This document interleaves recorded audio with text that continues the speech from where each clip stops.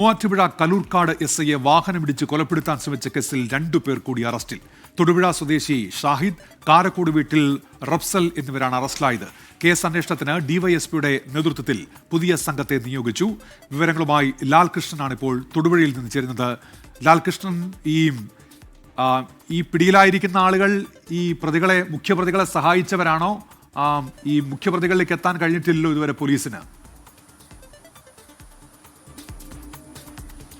ഉന്മേഷ് പറഞ്ഞ പോലെ ഇവർ മുഖ്യപ്രതികളെ സഹായിച്ചവരാണ്. അതായത് ഈ ആക്രമണം നടക്കുന്നത് 2 പേരാണ് ഇതിന് പിന്നിലുണ്ടായിരുന്നത്. ഒരാൾ ഷെരീഫാണ്. ഷെരീഫ് വാഹനം കയറ്റി ഈ SIയെ കൊല്ലാൻ ശ്രമിച്ച ആളാണ്.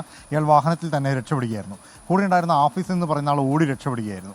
ഈ ആഫീസ് ഫോൺ വഴി ഇപ്പോൾ അറസ്റ്റിലായ 2 പേരെ ബന്ധപ്പെടുകയും തന്നെ രക്ഷപ്പെടുത്താൻ വേണ്ടി കാറുമായി എത്തണം എന്നാവശ്യപ്പെടുകയുമായിരുന്നു. ഇതേ തുടർന്ന് ഇവർ കാറിലെത്തി ആഫീസിനെ കാറിൽ കയറ്റിക്കൊണ്ട് മറ്റൊരിടത്ത് കൊണ്ടുപോയി ഇറക്കി വിട്ടു എന്നുള്ളതാണ് പോലീസിന് കണ്ടെത്താൻ സാധിച്ചത്. ഇത് ഇവരുടെ മൊബൈൽ ഫോണുകൾ പരിശോധിച്ചപ്പോൾ കിട്ടിയ വിവരത്തിൻ്റെ അടിസ്ഥാനത്തിൽ കൂടിയാണ് ഇവരെ പ്രതി എടുത്തുകൊണ്ടുള്ള അറസ്റ്റ് നടത്തിയിരിക്കുന്നത്. പക്ഷേ ഇതേസമയം ആക്രമണം നടത്തിയ നേരിട്ടിടപെട്ട 2 പേരെക്കുറിച്ച് ഇപ്പോഴും പോലീസിന് കൃത്യമായ വിവരങ്ങളൊന്നുമില്ല.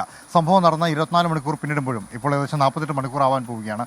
അപ്പോൾ പോലും കൃത്യമായ ഒരു വിവരം ഇവരെവിടെയാണ്, എങ്ങനെയാണ് എന്ന കാര്യത്തെക്കുറിച്ച് ഇല്ലാത്ത പശ്ചാത്തലത്തിലാണ് പുതിയ ഒരു അന്വേഷണ സംഘത്തെ രൂപീകരിച്ചുകൊണ്ട് വിപുലമായ രീതിയിൽ അന്വേഷണം നടത്താൻ തീരുമാനിച്ചിരിക്കുന്നത്. മൂവാറ്റുപുഴ DYSP ആയിരിക്കും ഈ അന്വേഷണത്തിന് നേതൃത്വം നൽകുക. ഇതോടൊപ്പം കല്ലൂർക്കാട് SHO, കല്ലൂർക്കാട് CI ഈ ടീമിനെ ലീഡ് ചെയ്യും. ഇത് കൂടാതെ കോതമംഗലം, മൂവാറ്റുപുഴ, കല്ലൂർക്കാട് SIമാരും കോൺസ്റ്റബിൾമാരെയും ചേർത്തുകൊണ്ട് ശാസ്ത്രീയമായും അല്ലാതെയുമുള്ള അന്വേഷണം നടത്താനാണ് നിലവിൽ തീരുമാനിച്ചിരിക്കുന്നത്.